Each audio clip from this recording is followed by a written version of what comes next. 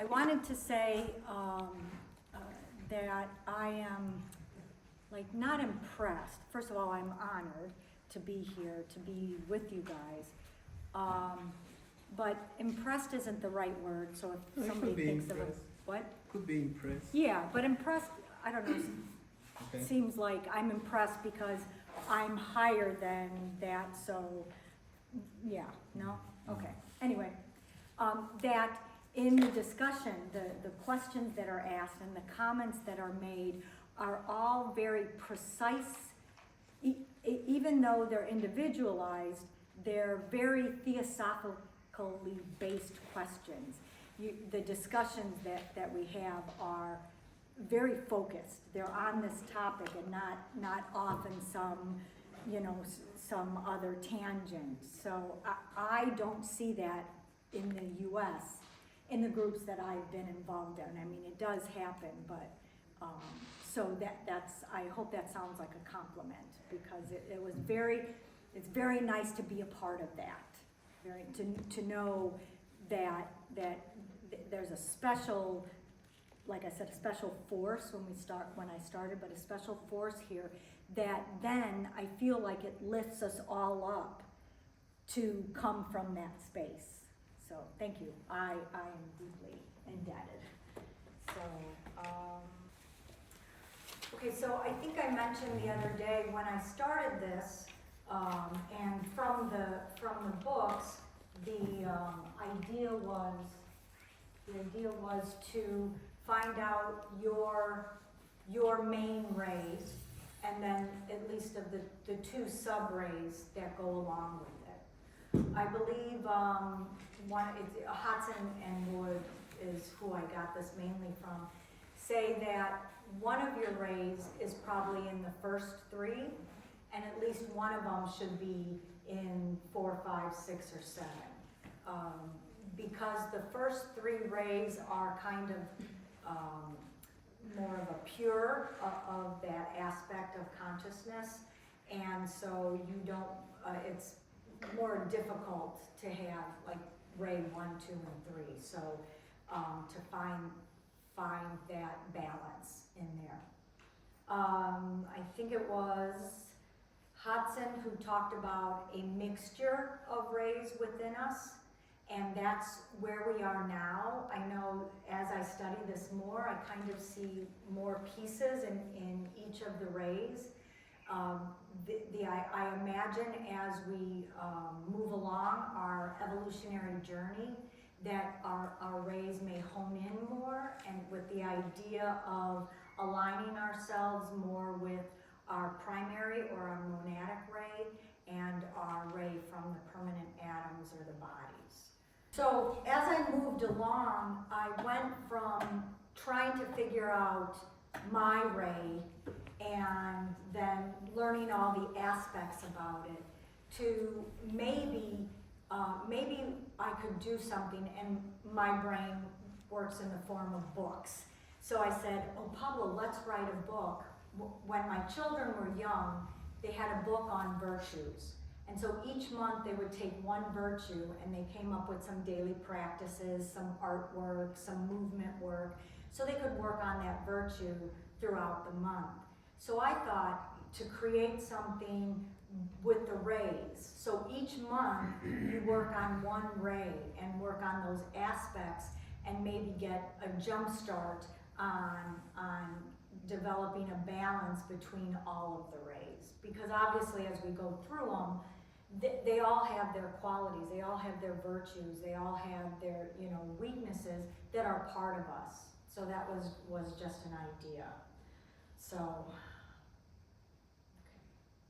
All right, so just 2 slides today of theory, because I think, especially from our conversation yesterday during the meditative inquiry, how important it is to clarify our definitions, what we're using, especially because so many different we can come from so many different groups on some of these definitions, or even people within the same group. So here, Theurgy seeks to align oneself with the divine will, and communion. So seeks to aid in alignment with the divine will. Communion with the inner God, which is our higher self, and to attain union with the one. So that's the objects or the objectives of theurgy. And our first writings that we get, and we really don't have anything about the actual rituals of theurgy, but the first writing was from the Neoplatonist Iamblichus in the 3rd and 4th century of CE, the Common Era.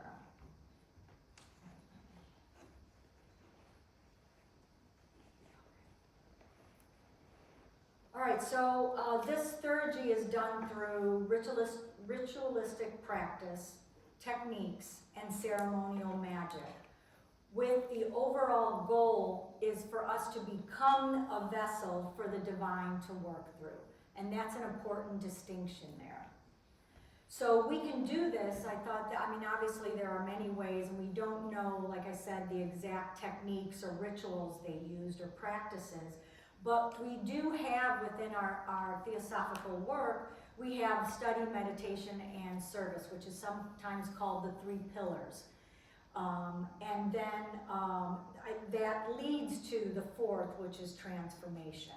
So our study can be just what we're doing, but it shouldn't be with the goal to just acquire knowledge, but that jnana yoga, which is to gain wisdom through direct experience. So I can tell you my experience, but if you can experience it or whatever we're talking about within yourself, then it kind of stays with you. It becomes part of your DNA, I say. So service is not just following a moral code, pleasing a deity, or accumulating merits, but it is whatever we do in benefit for humanity. And meditation through the 3 stages, which I'll go over a little more, but concentration, meditation, and contemplation are the 3 stages of meditation. Dharana, dhyana, and samadhi. And the goal then with that is to get to union with the divine or union.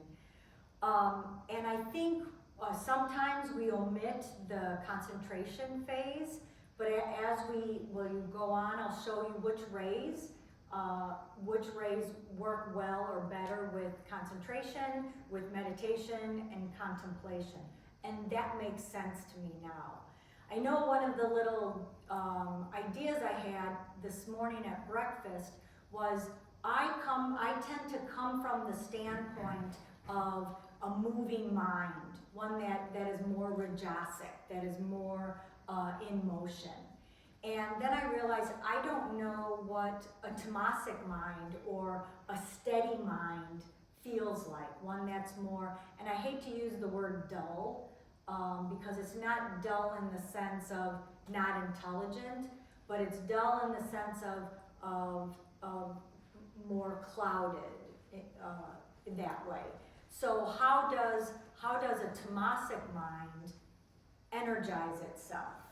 You know, and that would be a discussion that we could have if we have time, but I'm interested in that because I'm sure there are people who have a mind like that, or like someone said this morning, your brain before it gets on coffee, and we all, or when it's lack of sleep, okay? So that would be a more tamasic mind.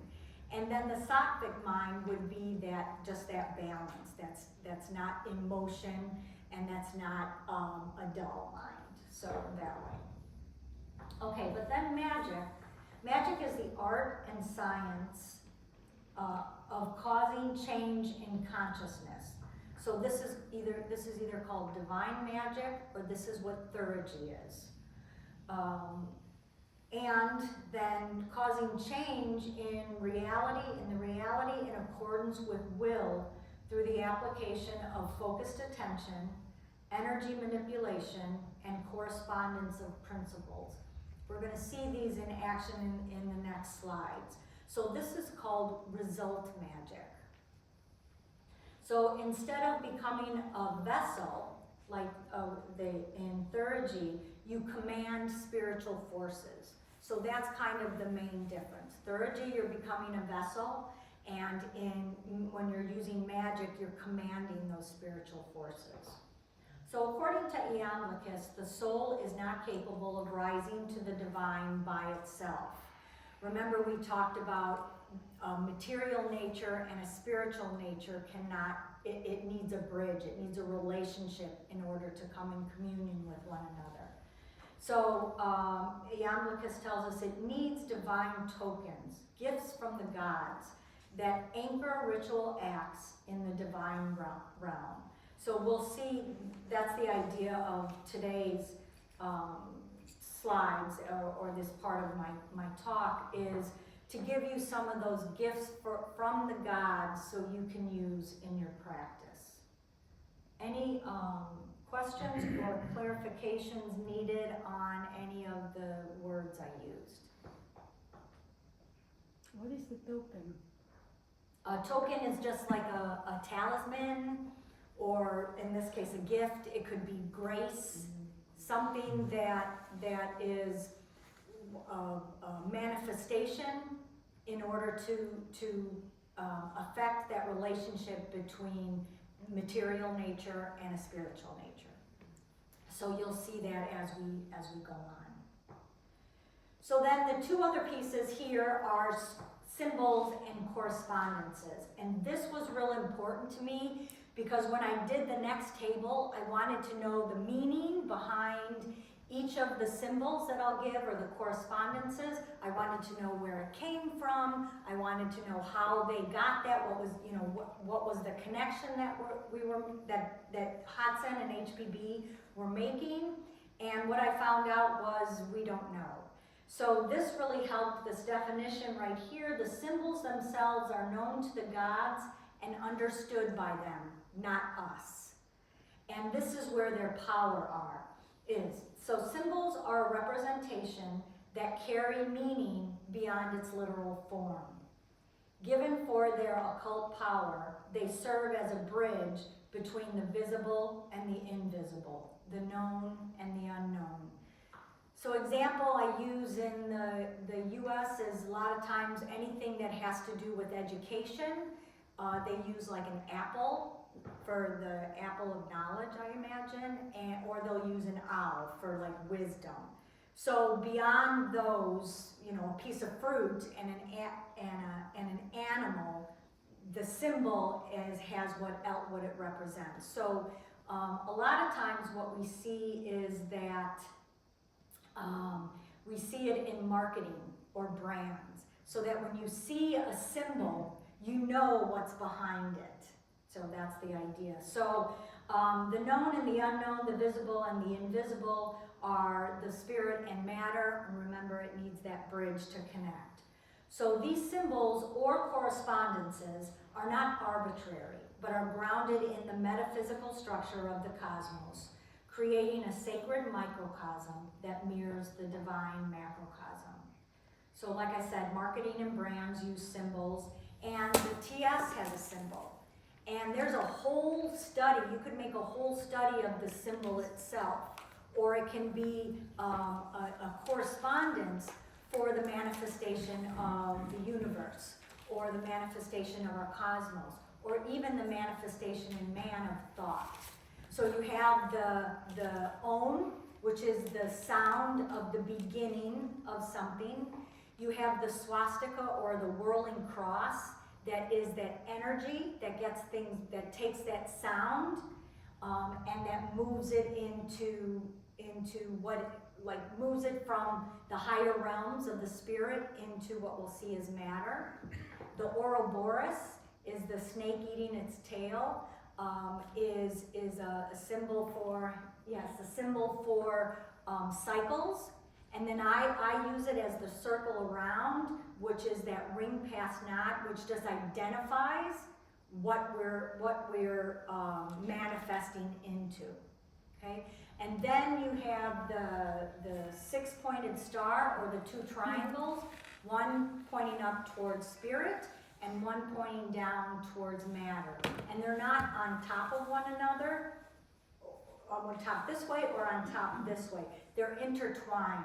So right now, we are in the entanglement of pure matter and pure spirit. This is where we are in that entanglement of spirit and matter, sometimes also called a battleground.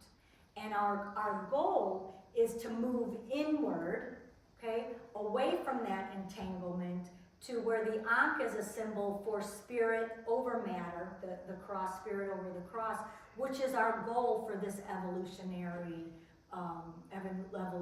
stage. So we could look at it as a bunch of just random symbols that they pick, that, you know, the founders chose, or we can see where this can create a story for us, okay, and represent a manifestation. Okay, just as a side note, this is kind of my soapbox or my apple box here. I think it's important for us to take places where symbols have been corrupted and re-energize them with you know, like a theosophical energy, or what we know to be closer to the truth. The swastika is a prime example, but there are other things that, you know, that we see that political parties use, or slogans that are being used that are corrupted. And I think it's more in line with a duty to not just ignore it and say, oh, well, okay, sorry, that's not what we mean, but actually take action to reform the thought forms that go around it.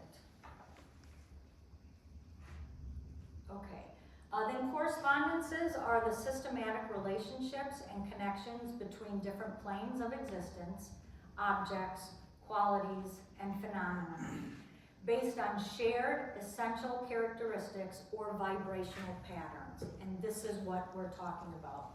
So, and then the efficacy, meaning both symbols and correspondences, do not depend on human understanding.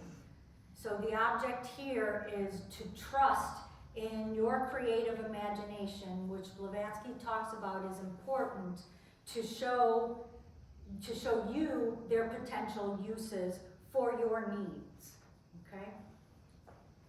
All right, any questions about those? So you are going comments? to talk about symbols and correspondences connected to the rays.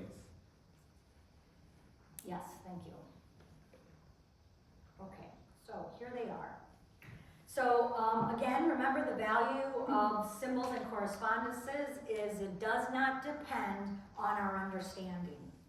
Much of any detailed information about the symbols and correspondence were given without explanation, which is frustrating to people that want to know, to the rays that want to know the underlying meaning of things.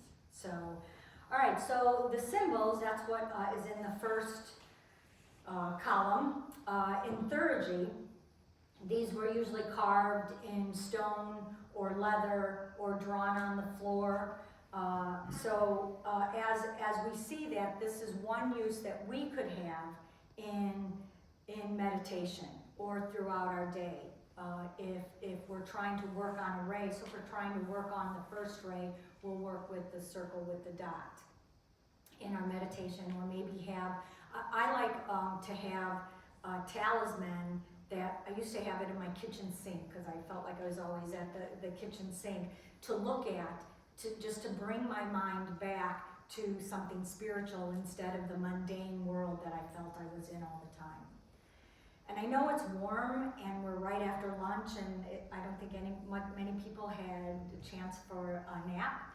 So if you need to, please just stand up and stretch or walk around and come back. That won't bother me at all.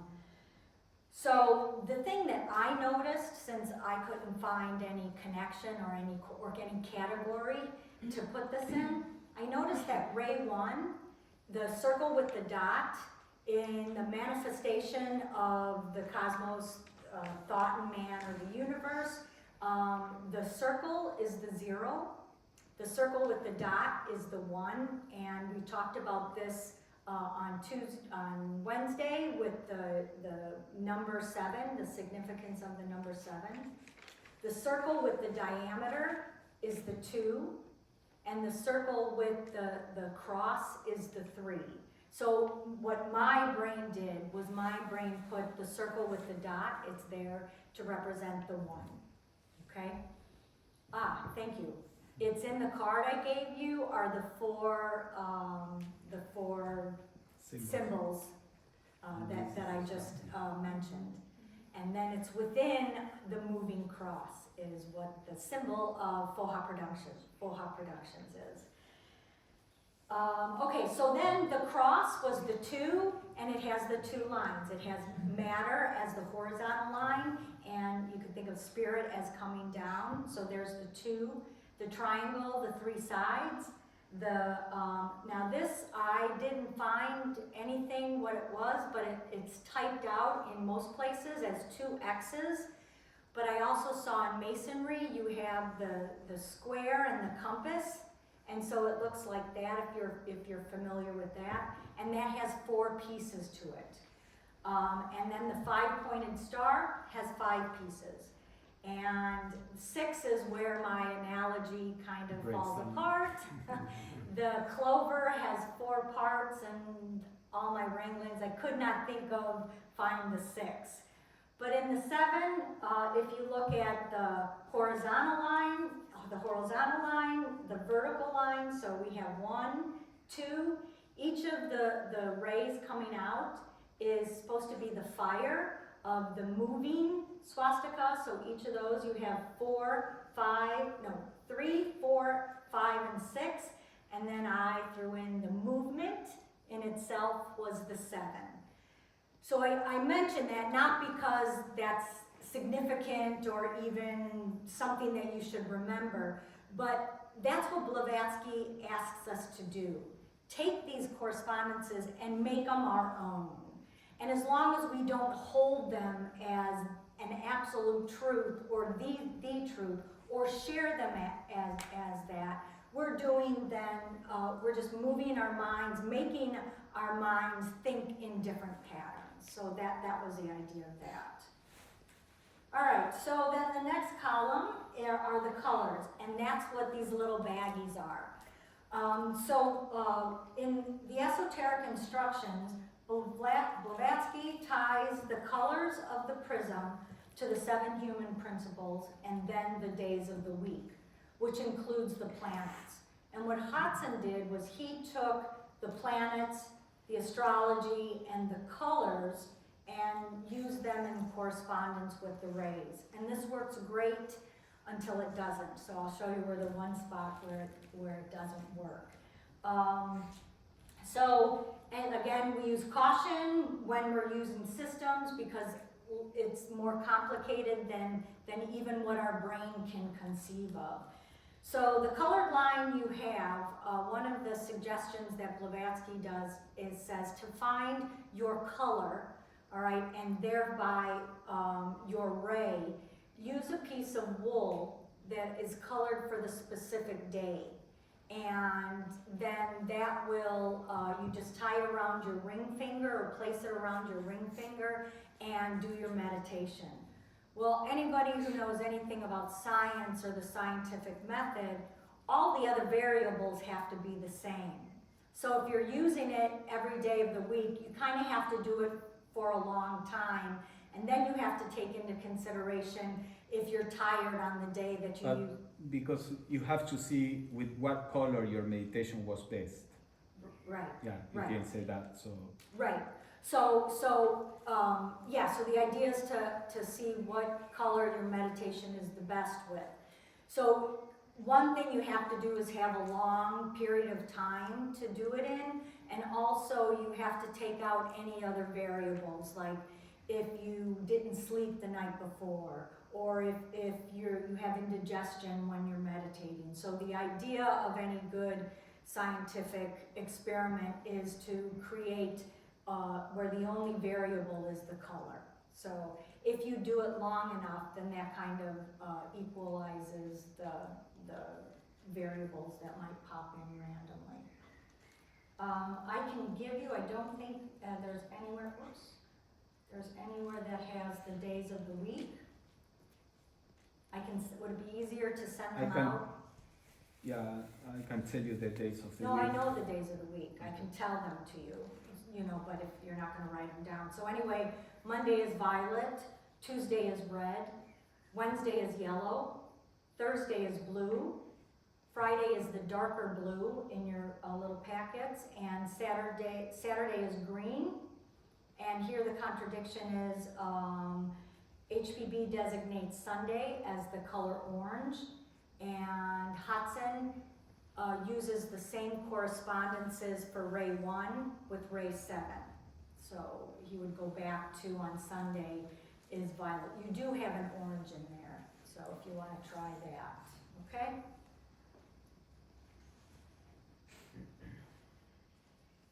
All right, then the gems. So the gems, we will see a little later, the gems that are the heads of each of the rays separately, but that in addition to the other kingdoms. So here are the minerals that emanate through these rays. So ray 1, it's a diamond. Ray 2, it's a sapphire. Ray 3, emerald. Ray 4, jasper. Ray 5, topaz. Ray 6, ruby. Ray 7, amethyst. So one of the things you can do is take one of these gems and have it with you when you meditate, or wear it throughout the day. Those are one way to connect with what ray you think you are. The same with metal. Silver, mercury, 3 copper, 4 tin, 5 lead, 6 iron, and 7 silver. So we can do that. And in the esoteric instructions, Blavatsky even mentions like to wear different metals at different times of the day.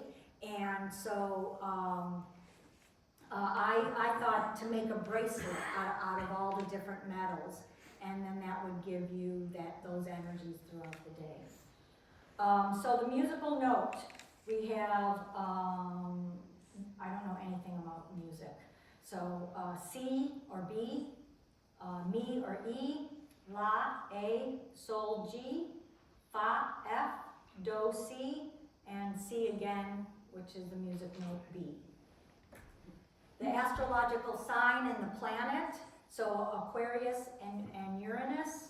2 is Virgo, and Hodson gives Neptune and Mercury, and it seems, I looked this up, it seems 1 is an old designation of the planet, and 1 is the newer one.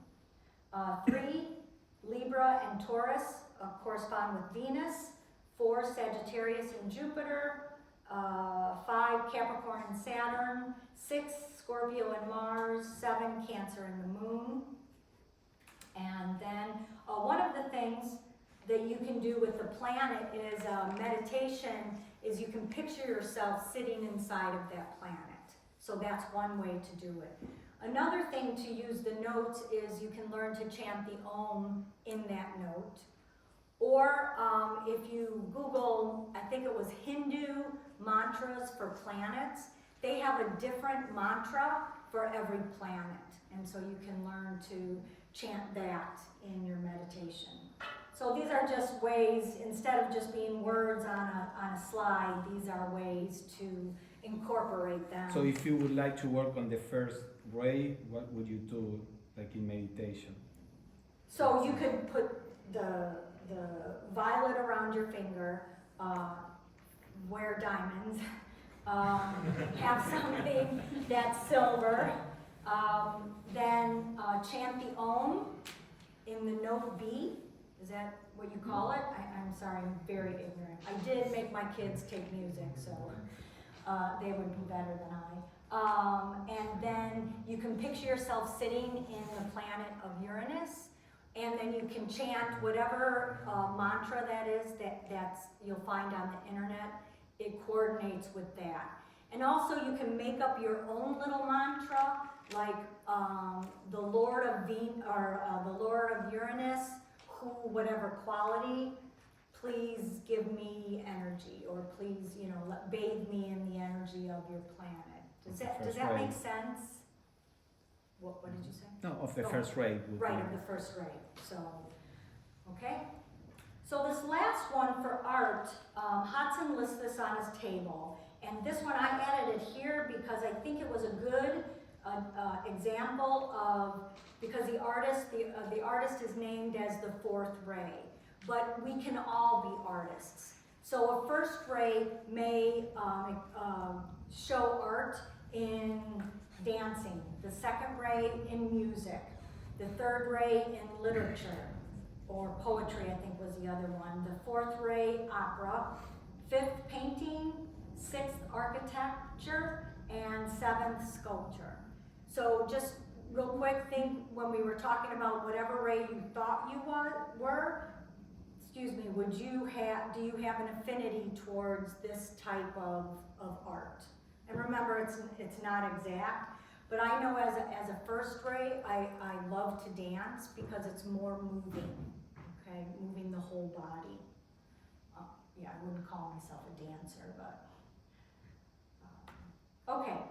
So here I have ray and meditation suggestions. I think it's really important for us to remember that there is a theosophical path of meditation, and what Pablo did was he gathered all those from all the literature, or a wide variety of literature of theosophical authors, and put them in categories of the different types of meditations.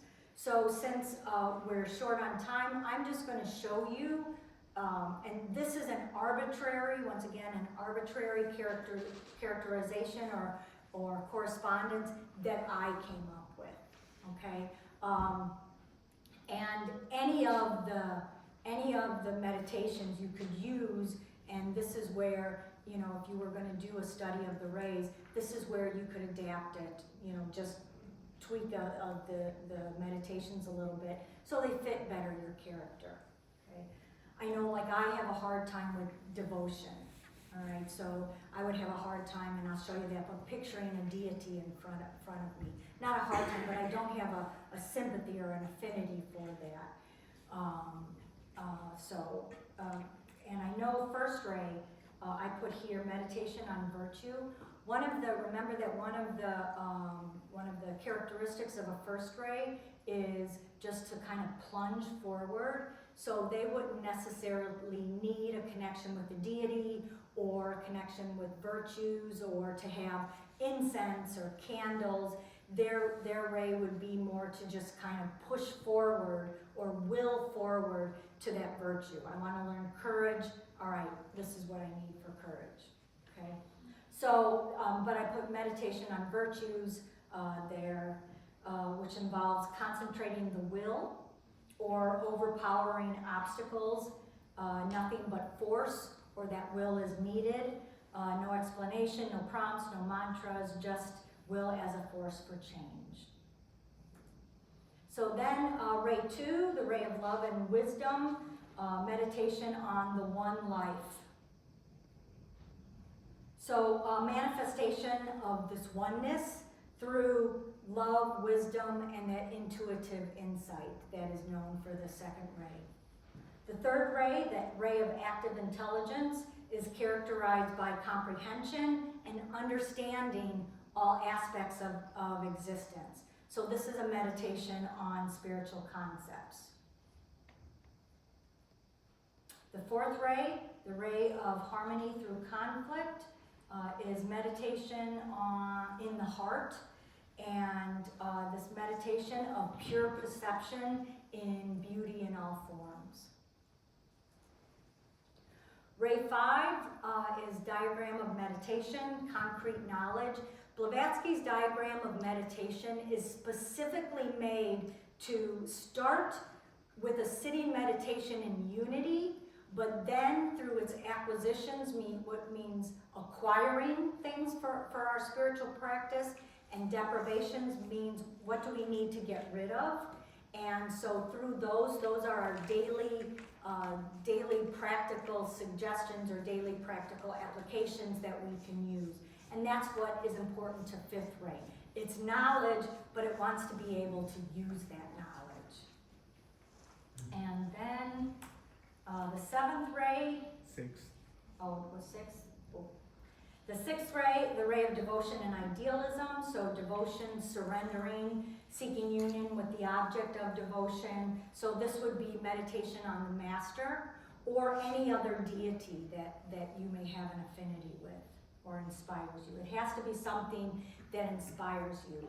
I guess I would say anybody but the first ray might have a hard time like pushing through if it was just, you know, meditation on Master Moria. You might not have it. The sixth ray has to have some sort of affinity with their object of meditation. And number 7, the seventh ray or the ceremonial ray is meditation on the bodies. So achieving the goal through union, through an ordering synthesis. So this meditation goes through the lower bodies. It has you understand it, connect with it, and then let it go. And it goes through each of those, and then it has you bring up the higher bodies so that you can expand your consciousness from the lower to the higher. So this ordered synthesis is why I put it there. Like I said, I will put these, because I know I didn't explain the meditations themselves, and so I feel like I just said, okay, here's the stuff, blah, blah, blah, and you might not be able to make any connection with it. So what I'll do is I'm going to skip these next 3 slides and make them available. I'll make the whole slide show available so you can look these up, or go to xiontheosophy.org and you will find all of this information there. Now there may be some broken links. We're working on revamping a website, so if there's any broken links, you can either let me know and I can find that information for you. But there is, Pablo lists, like under meditation of virtues, he lists 3 or 4 authors that gives meditations on that virtues. And obviously, some authors you may have more sympathy with, or the way they write, you may get more out of that, or the wording of the meditation. So if you want to take a picture, these are those slides. So meditation. But you will give them to them anyway. Right, but some people want it now. I have to adapt to all the different rays or ways of learning. So here's 3, 4, and 5, and 6 and 7. Okay, let me do this. Any questions so far on the correspondences or on using the correspondences for meditation? Yes. So in various traditions, the range of correspondences is much bigger, and you can have correspondences also planets with flowers or herbs or maybe fruits or something. Would you recommend people looking into these correspondences further, or developing systems of correspondence of their own? I'm going to answer it first, and then I'll let Pablo finish up, because I don't know enough about the inner workings or theurgy, so I am hesitant to.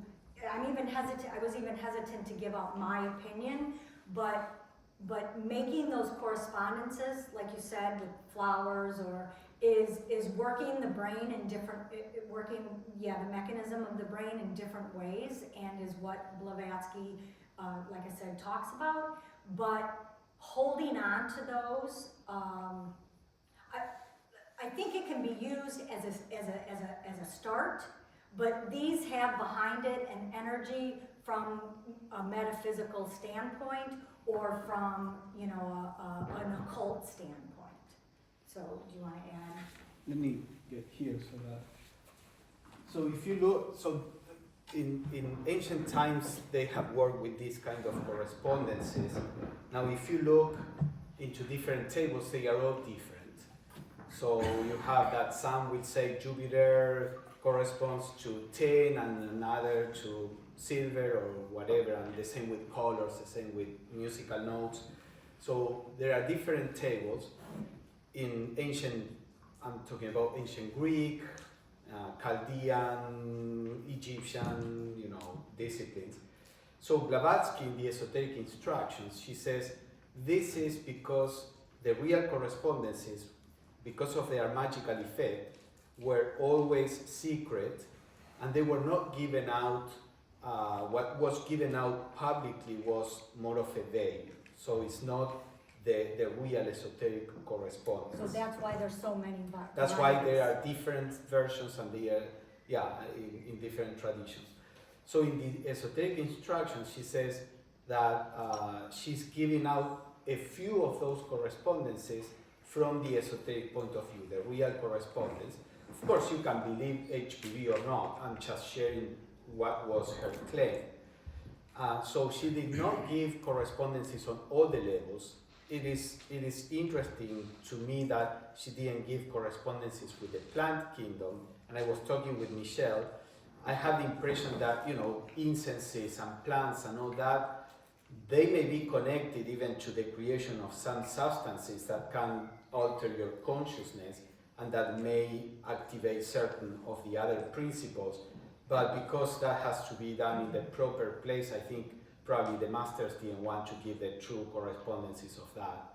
And there was, so the correspondences that she gave were basically color, sound, metals, crystals. She didn't give any correspondence of animals also, because that in the past they used the correspondences of animals often to do animal sacrifices, to the different gods.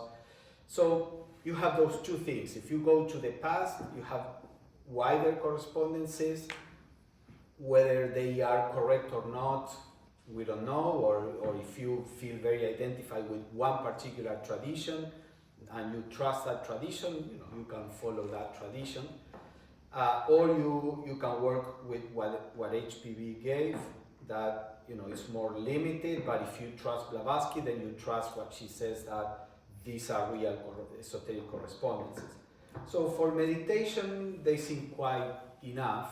You wear a ring with the metal of your ray, for example, with the stone of your ray. You can visualize as you do your meditation, your color, and chant a mantra that is in the musical note that corresponds to your ray, and you can invoke the planetary spirit that is the head of your ray, what the Greeks would call the god, of the head of the ray.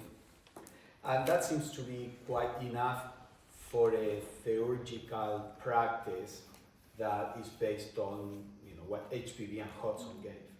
But then, of course, you are free to explore. So is there any benefit? Because I did. I took the plants. I used AI, and I did a whole series. I did plants like Ray 1. It was an oak tree. Everybody knows an oak tree, and you can see because an oak tree is known for its strength. So it would make sense. You can you can speculate, use your creativity, imagination. You may say, okay, a sunflower follows the sun, so it makes sense that it's connected to the sun and therefore to this way. Now, you can do all that, and we are invited to do that, but you never know if this really corresponds to occult forces. Sometimes the occult forces and the correspondences are very evident, and sometimes they are not evident. You would have never guessed that this corresponded to that. So it's not a full proof. So it's not a bad thing to do, but you're not really doing the goal of trying to raise your consciousness. Although. No, I would say it's not a bad thing to do. Right. The worst that can happen is that it's not effective. Right, yeah, that's what I was trying to say. Because Blavatsky even told Annie Besson about meditating on the matchbox, How do you relate that to the ray? Oh no, not to a correspondence, but it doesn't, she didn't tell her to meditate on the master or meditate on, she said, or focus, your concentration. If that's what helps you concentrate, I would say that would be good. But eventually, you'll have to leave that behind. But in connection with the correspondences, she did teach this in the esoteric instructions and the inner group teachings. So it's up to you. I personally, perhaps because of my scientific conditioning, I don't like to speculate about this. There is an occult reality that I cannot perceive. I'm not clairvoyant and trained in that. So to me, this is like science. I don't go to a lab and just start thinking, oh, I think that this, I think that that. I follow what has been discovered. And eventually, when I became a scientist, I could verify.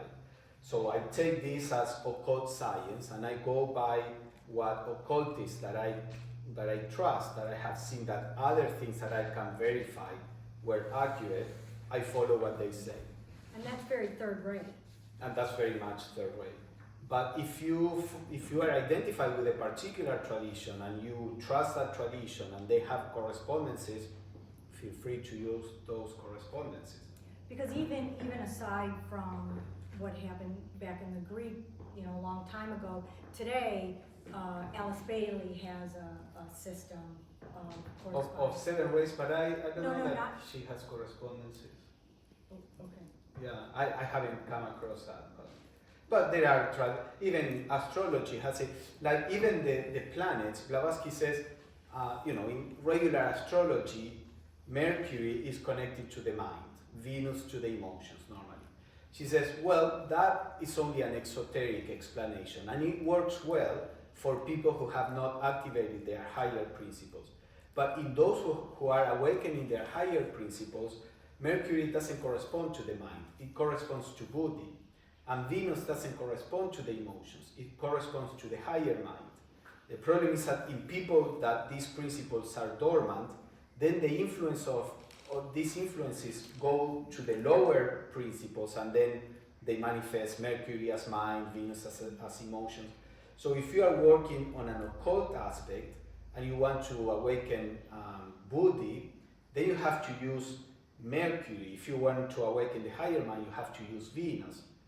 Not the Mercury of astrology. So this is a whole science that we know only a little bit, and it's on purpose. The masters don't give out all this information because it can be dangerous, but you can play with it, experiment with the little pieces of information that we have.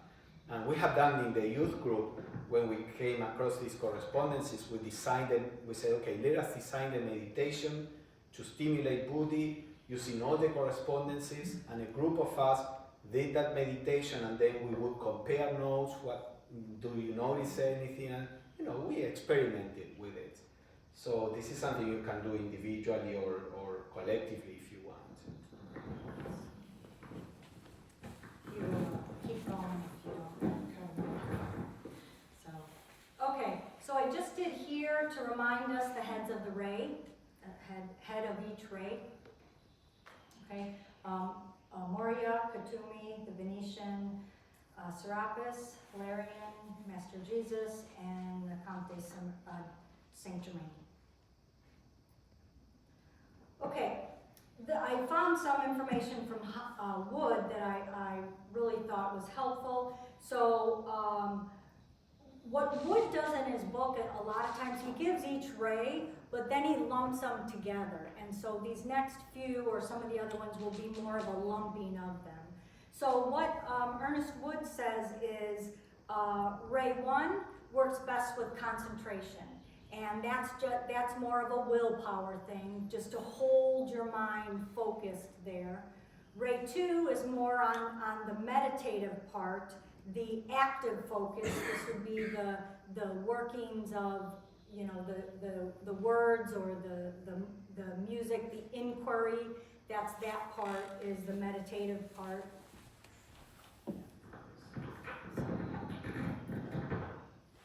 And then ray 3 does best with contemplation, which is also known as samadhi or letting go. So you're focusing, which means we shouldn't only do this. I feel like this is, we work on all three, but this is what might be the most effortless part of it. Yeah. so concentration, any questions about that I Yeah, can answer? effortless and what you feel attracted to. I Right. always felt like impatient with the first two, and I just wanted to get to the place of contemplation. And then now, I mean, I had never read this. When you brought it up, I said, okay, that makes sense. Right, because, and that's what I'd emphasize when I was leading meditation for our You always talk lodge. about I was like, concentration. you have to have concentration, you have to have concentration. And so then I found this and I was like, oh, well, I guess It makes not. sense.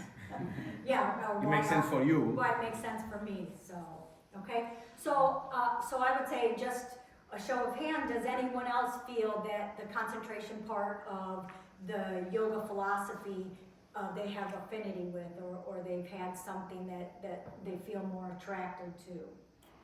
Okay, all right, and then Ray 2, the meditation part, the kind of active meditative inquiry. Okay. And contemplation is more like staying in silence, in quietude and silence, like for something to come. Okay, so that would be, kind of the waiting, Mhm. the more receptive part. Okay. All right, so Dharma, I just wanted to be on the same page as far as Dharma goes. So from the standpoint of the occult life, Dharma is our position on the ladder of conscious evolution.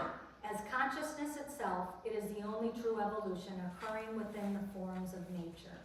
And in light of the 7 rays, the law of Dharma teaches that our powers of will, love, and knowledge grow only through use, making it part of our duty to employ even our smallest abilities. And I know that it's not what the thing said. But the idea is, so even within this, Hudson uses will, love, and knowledge, and Wood uses thought for knowledge there. So we can't be a passive reader, I guess is kind of what I'm getting at. We have to be an active reader and question, oh, why is thought here? Why, is this? What is the SR? SR is 7 rays. That's this book. Okay. All right. So the next few slides try to let the characteristics of each ray help us to refine our dharma. Or what I say is, what problem am I trying to solve? So when I look at it, and I look at, you can do it from 2 ways. If I look at the patterns or the habits or what keeps coming into my life, what is life trying to tell me, in which direction should I go?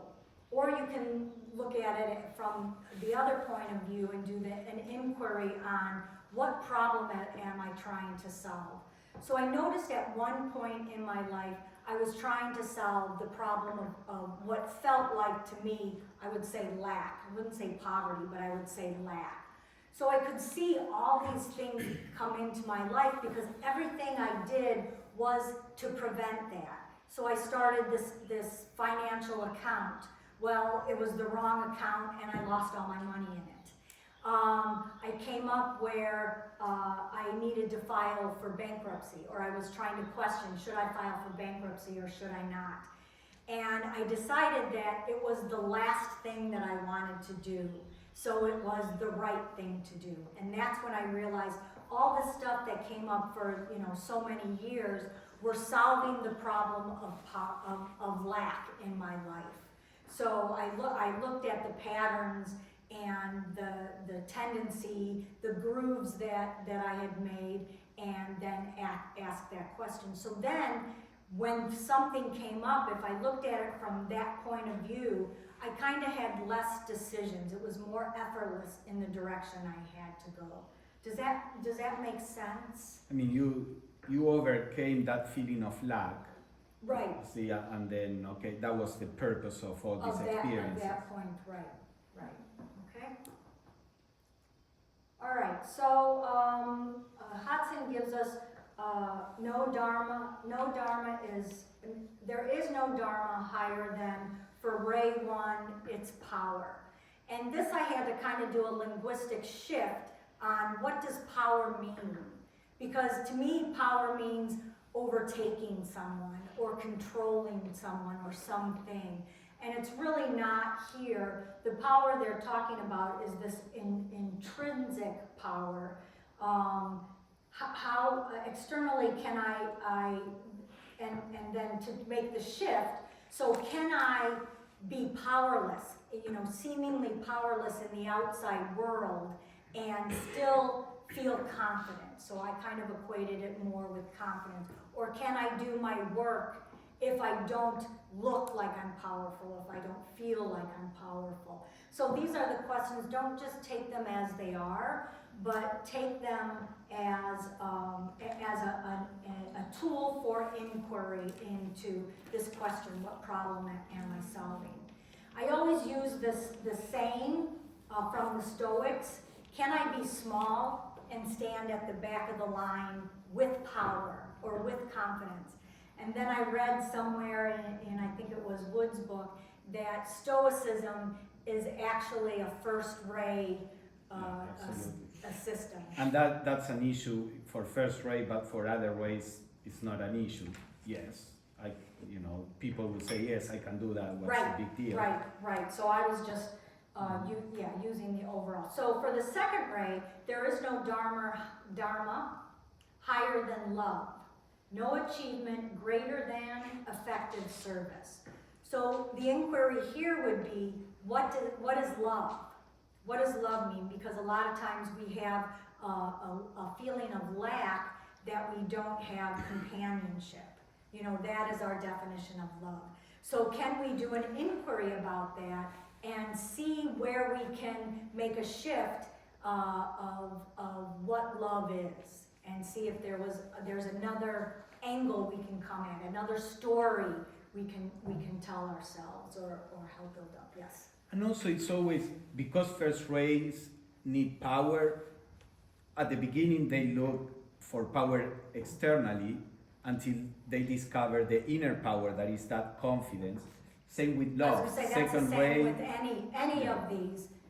The first, we're looking for it externally. How do we make that shift and find it within and discover it within ourselves? Okay. All right, ray 3, there is no dharma higher than the attainment, greater than comprehension of the truth. So that's getting to the core of things. Ray 4, there is no dharma higher than beauty, no attainment greater than its perception and portrayal in life and art. So at first, this is where that conflict comes in. As a ray 4, fourth ray, can I express my perception of beauty externally?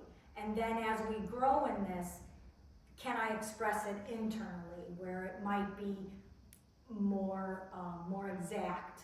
Yeah, and again, sometimes fourth rays want to beautify the external because of the lack of that internal beauty, and then it's perceiving that internal beauty that allows you to be even when there is no external beauty. I have a friend who, she always beautifies her office, and she's always calm, and she always seems to be regulated and things in order. So I thought, that must be what I'm missing. So I did my office.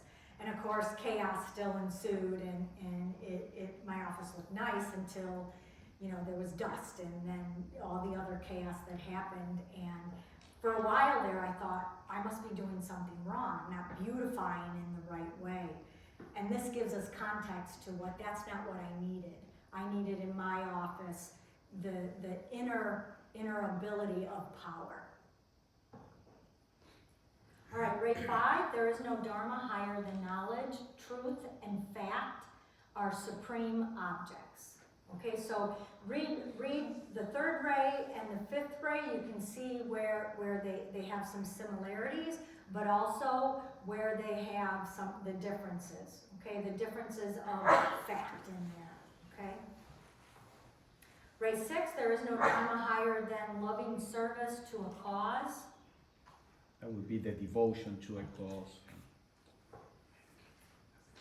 There is no, or devotion to a deity or a religion, but it doesn't have to necessarily be religious, that's what I wanted to say. It could be another cause. Yeah, you can see, for example, all these people that become really fanatical of political leaders, many of them, they are sixth ray. That's how they deal with reality. So they fall in love with something. Today, maybe a politician, or it may be an actor. But if that's external, the external is always changing. You know, it's not something that's going to be stable, and there's always weaknesses in it. So if we can change that devote cause, to the inner God. So in Theosophy or one of our practices can be that service to the evolutionary goal, reaching union with the divine. Okay. And seventh? Sorry, I didn't say that. And 7, no, there is no dharma higher than ordered activity. So not just order, but order in motion. Okay. All right. Does anyone have any examples that they feel like a ray that they feel connected to that can give an example of this dharma? Okay. Oh, okay. Yeah. I don't have any examples. I just think about the different psychiatric conditions.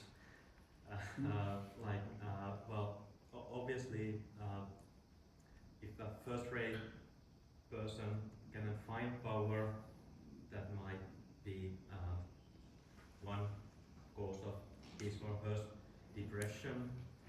But in the second-rate person, the behind depression can be a loss of love, for instance. But then I was thinking OCD, Okay. obsessive compulsive disorder, where order is like you need to have order, and maybe it's the downside of the seventh ray. Okay. Yeah, so Yeah, absolutely. 3, 4, 5, 6, and Since you, Insights. she's asking you, since you are the expert in right. psychology. I have to write that down as my. Yeah, but it's interesting to look at people and see, okay, what's the cause of their instability, and that may be connected to their race. Right, and we'll get to the weaknesses and see if those align with what you're saying. Okay. All right. So sources of suffering. What I did was I didn't want to just throw out all this information, so I came up with affirmations to counter the sources of suffering, but these are not anything that are mystical or occult. They're just what the way my brain worked to come up with this. So obviously, come up with your own would be my suggestion, or take these and use them any way you can.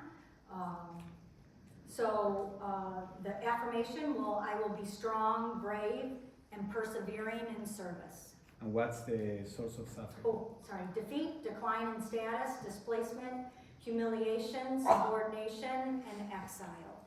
So this is actually how I first determined, or got an idea of what ray I was, because from the sources of suffering and the weaknesses, which is the next slide.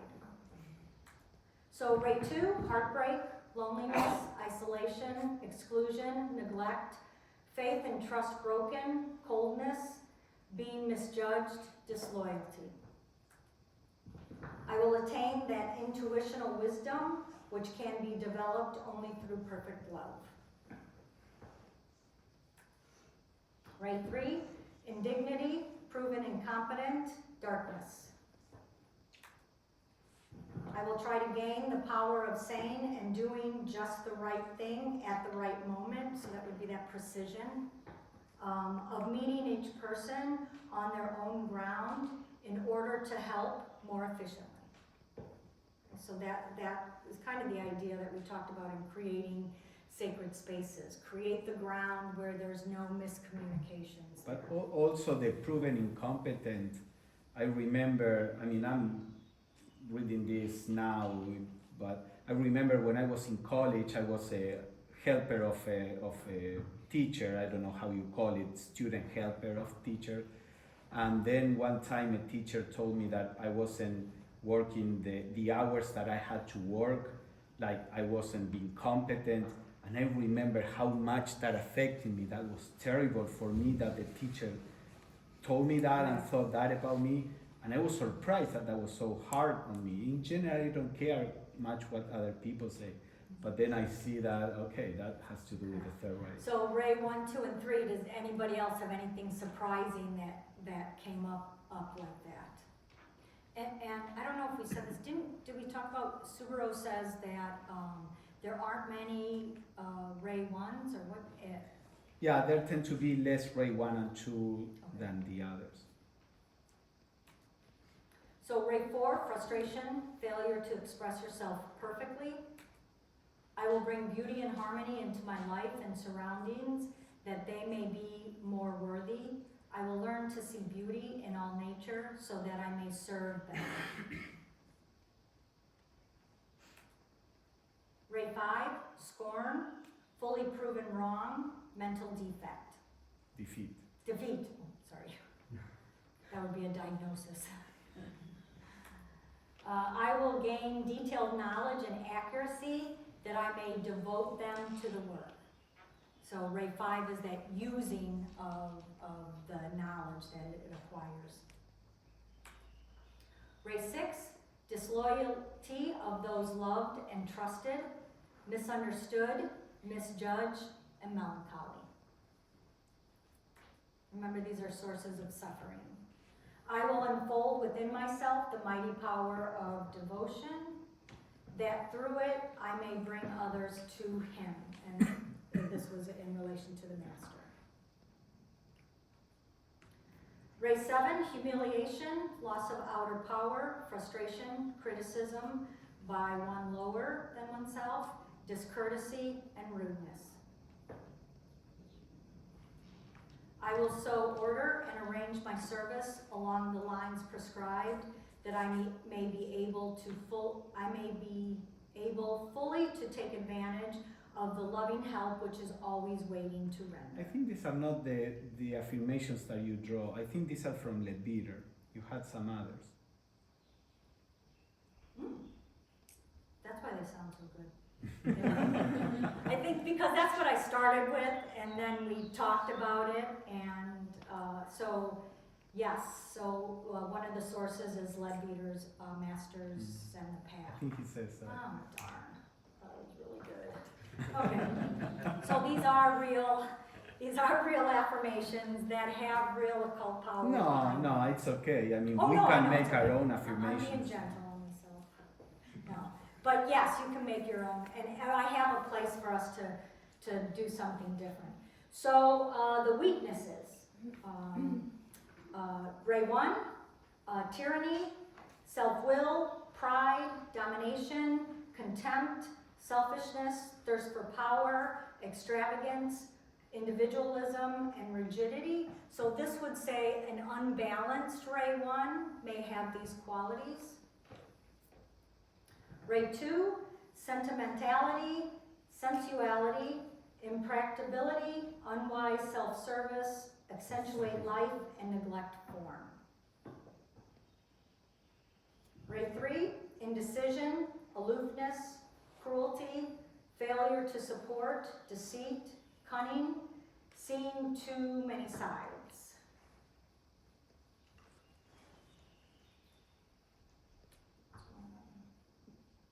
Okay. Ray 4, alternation, mood swings, sensuousness, posing, self-conceit, and self-indulgence. Ray 5, self-centeredness, short-sighted, pride, miserliness, criticism, one-track mind, cunning, materialism, meanness, transactional, form over life. And you saw where, what was it? There was another one. Ray 2 is life over form. Ray 6, over emotion, impulsiveness, narrowness, intolerance, fanaticism, blind devotion to personalities, that would be what you talked about, the politicians, and sensuality. Then Ray 7, love of power or office and office, playing politics, using people as tools, bureaucracy, extravagance, and regimentation. Did that help anybody? What describes you better? Yeah, yeah. So what here may describe you more than, or did you see an infinity anywhere? Or does it help with your diagnosis? Diagnoses, okay? Is it okay to find ourselves in all these weaknesses? Yes, because the weaknesses are human nature. They're part of human nature. I mean, I don't know how many, I guess there's some people, you know, I go back to the example that if I hit you in the head with a bat, there are, I don't know how many people would not be able to have a bodily reaction to that. So what these are mostly, I would say, is a strong reaction to, you know, I mean, I'm looking at these and I was like, oh, I react to all of these. And that, you know, that may be a sign of just a regulation, you know, a self-regulation or imbalance somewhere else. But, so. But if you look for long enough, I mean, I can see how, again, I feel all of these things at some point, but if you look long enough, you start seeing what are the things that are really more important, like, you know, living with Michele, of all these things, what are the things that, you know, more importantly affect her, for example, right. And then with yourself.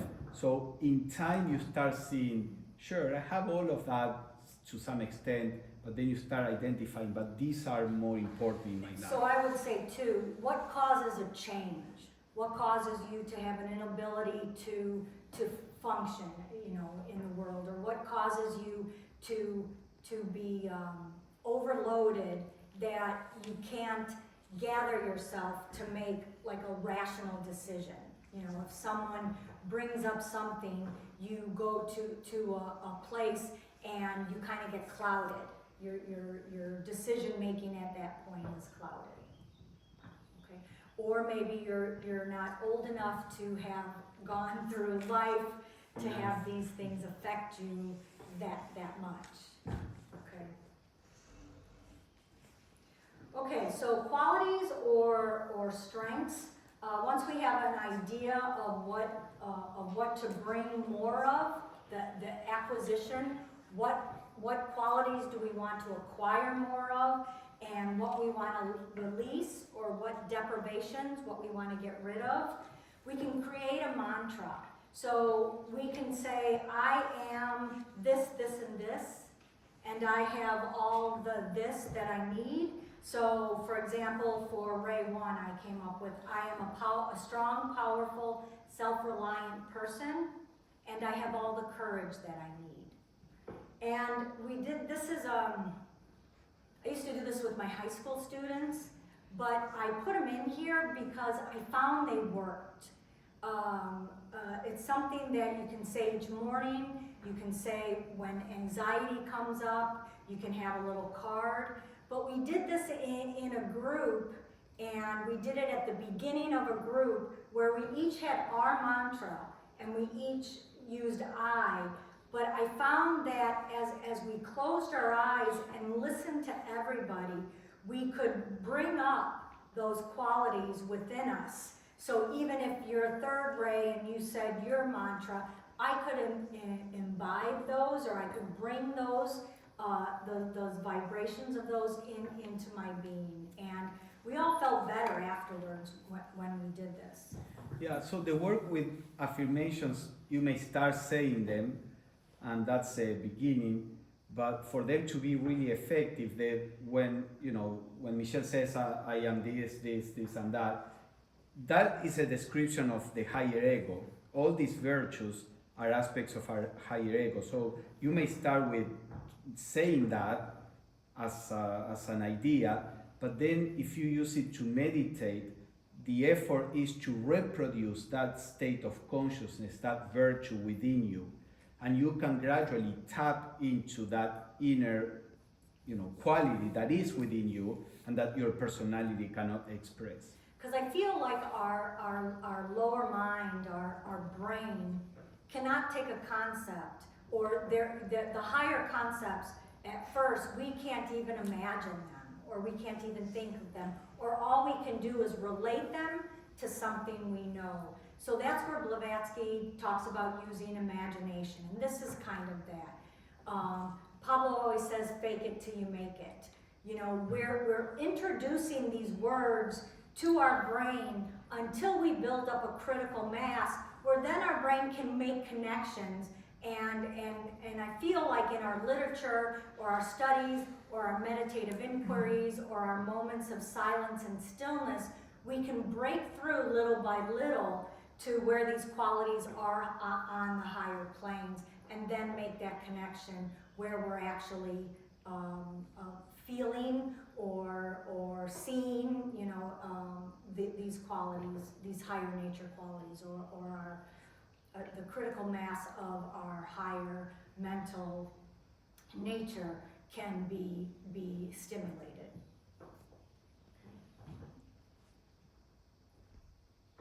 No, you didn't read the qualities of the other rays. Oh, I didn't?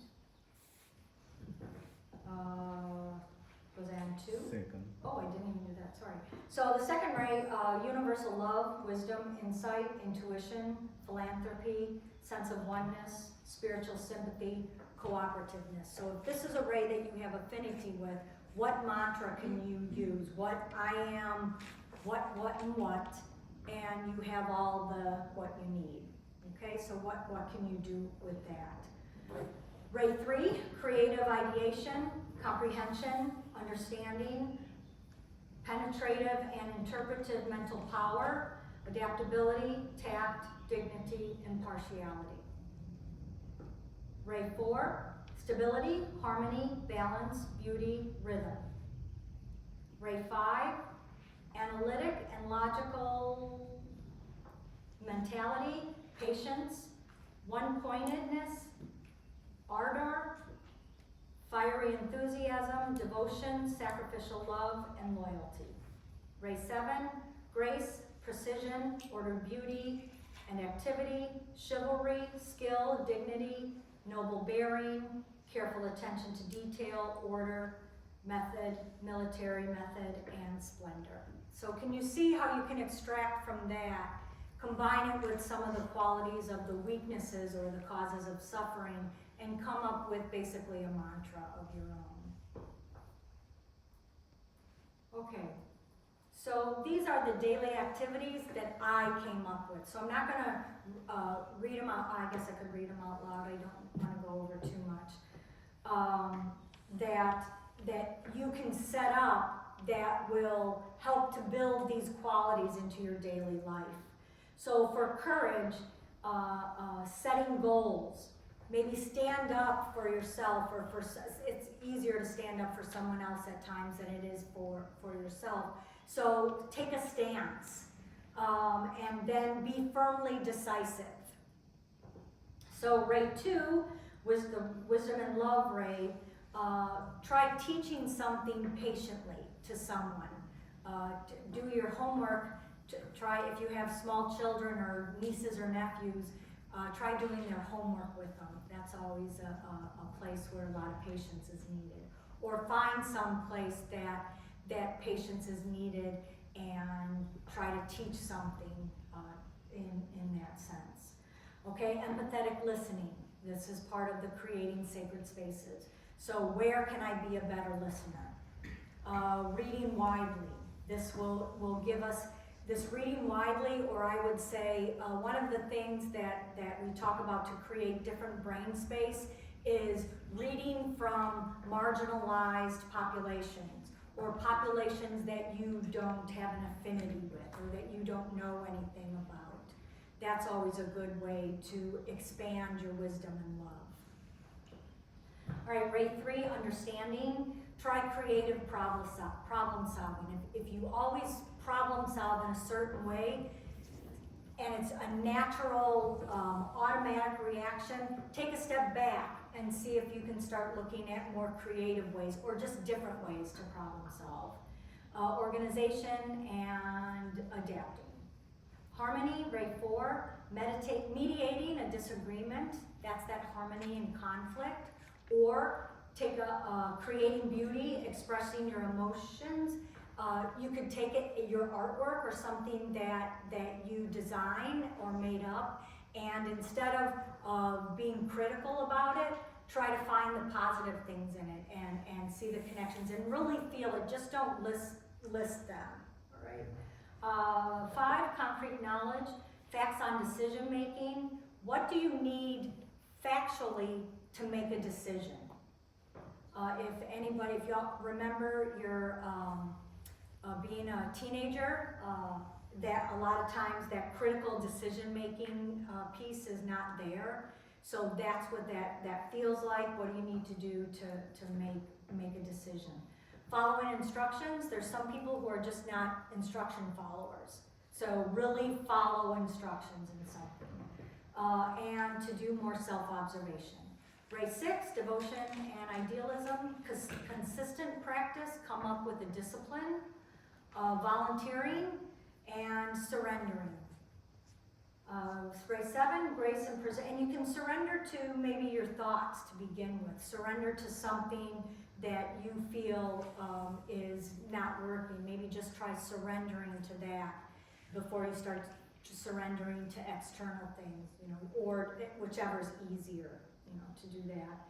And then Ray 7, grace and precision.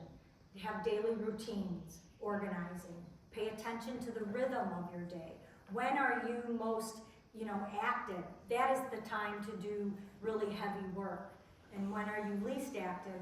That's time to be on automatic pilot. This rhythm and detail. Okay? All right. And then I don't have time to go through these. So I'm just going to... You are going to send them the PowerPoint? Right. So just take a look at this. So these were the jewels of the ray, the head of the ray. And then one of them lists substitutes. So, we can't afford to surround ourselves with diamonds, but we might be able to find rock crystals somewhere. Okay. All right. Then the animal kingdom, Hudson just says randomly, these animals are part of the rays, but he doesn't give the rays. Ernest Wood gives these animals, and he gives his reasoning. So camels are proudest and least inclined to work. A cow, ray 2, has affectionate feelings. Ray 3, the elephant is agreeable, understanding, careful. The monkey is serious and playful. The horse is a faithful servant. The dog is devotion. We think of a dog could be a faithful servant, but the dog's energy is probably, according to this, is more of a devotion than it is of service. And then a cat is graceful, love of luxury, beauty, and definitely independent. So the human kingdom, this is in Hodson's book, though this is in Wood's book. So a person of will, seeking freedom through the mastery of self and the environment. So a ruler. And I like this definition because you can be a ruler in anything or in any aspect. And it's not necessarily just in the government, or a politician or a warrior are the other examples that are given here. So second ray, love, you're seeking unity through sympathy, through an affinity. So this is a philanthropist, or philanthropic, whatever. Philanthropic. Thank you. Philanthropic type of attitude towards things. Person of knowledge, seeking comprehension through the study of life, a philosopher. The person of imagination, seeking harmony in a threefold way. The magician, the actor, and symbolic symbolism through art or poetry. Ray 5, the person of thought, seeking truth in the world, the scientist. 6, a person of love, seeking God as goodness in the world, the devotee. 7, again, the person of will, seeking the beauty that is God in the world, the artist or the craftsman. And you can see how an artist or a craftsman really puts their love or or their devotion into their craft. Okay, these questions to ask, this was from Wood's book, and I found these interesting. So the questions you can ask is, how do you let go of and move forward as a ray? And ray 1 and ray 7 is part of to destroy something and move on. Ray 2 cherishes that thing and kind of finds a place for it. Ray 3 and 5, they look twice, look at it again, and say, I might keep this for later on. Okay, so that's how they move on from things, and you can extrapolate. With number 4? No, They didn't list that, so they don't move on, they get stuck. yeah, they're always moving on. So in what ray were limitations removed for clarity of vision? So this can be another way you can find your ray. So ray 1, there was an effortless opening of the path to victory. Like all the obstacles were naturally removed. Ray 2, ray 1 was the power to remove those obstacles in an effortless way so you can get to victory.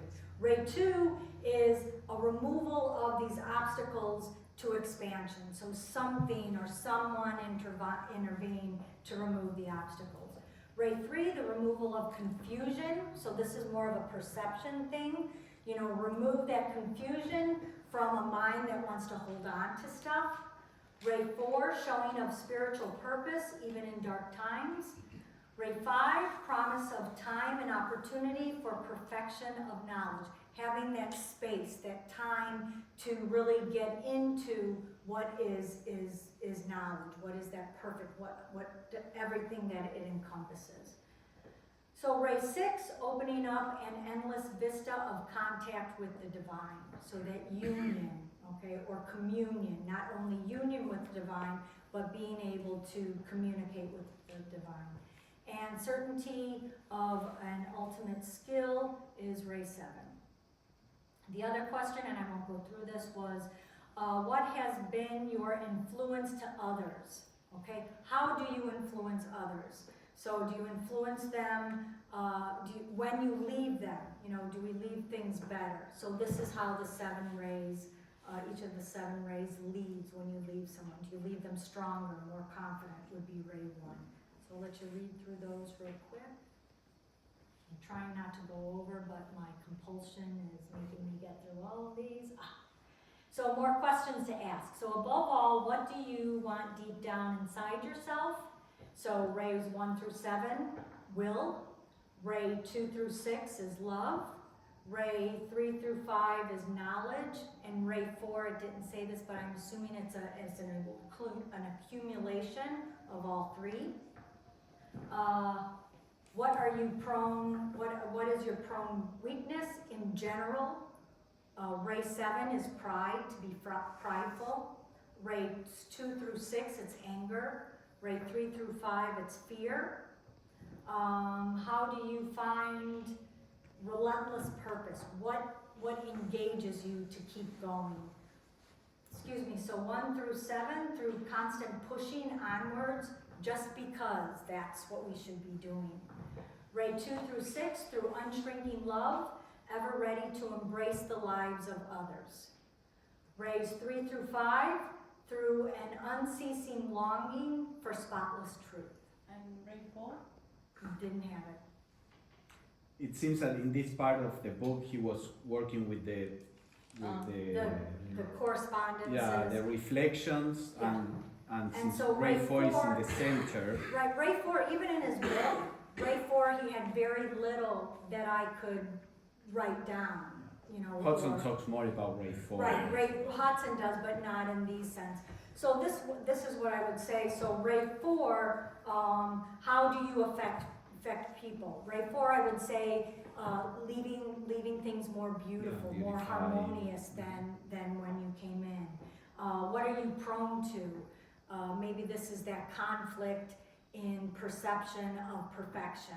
So Yeah, and maybe because you are seeking beauty, there is the inner when you see that things are not beautiful and harmonious and order, there is the resistance and the, you know, resentment that things are not the way they should be. Right.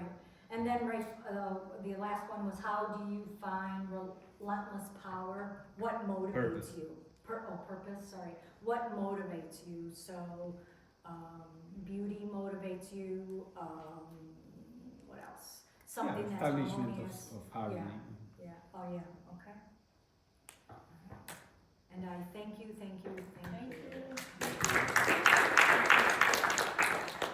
So once you get the slides, you can work with them and experiment and see, you know, how that can help you. Just real quickly, does anybody have any questions, you know, that I can clarify, any comments, I would usually do takeaways, you know, so at least think within yourself. Because all this right now is kind of just swimming up here.